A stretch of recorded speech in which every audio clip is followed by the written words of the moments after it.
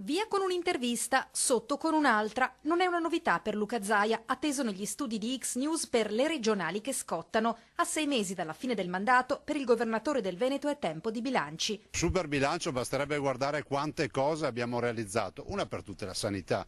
Un bilancio in attivo, regione di riferimento a livello nazionale per la virtuosità. Beh, siamo bravi nei conti e anche a curare i cittadini. Il presidente della regione elenca poi il piano sociosanitario approvato dopo 16 anni, le infrastrutture, la liquidazione dei danni dell'alluvione, ma queste troupe televisive sono arrivate da Mosca per una questione molto più attuale, l'obiezione decretata dalla giunta veneta alle sanzioni annunciate contro la Russia in seguito all'embargo. Siamo Grana Padano, siamo Prosecco, siamo Amarone, siamo un sacco di belle aziende, penso Benetton, Diesel, Luxottica, DeLonghi, questo è il mondo. Se si potesse parlare col presidente Putin, diremmo al presidente Putin che noi vogliamo mantenere i nostri rapporti saldi di amicizia, di rapporti commerciali, culturali e sociali con la Russia.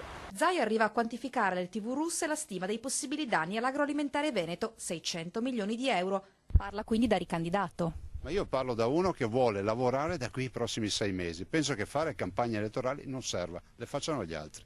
E allora la registrazione di X News può cominciare. Pronti? Pronti, via.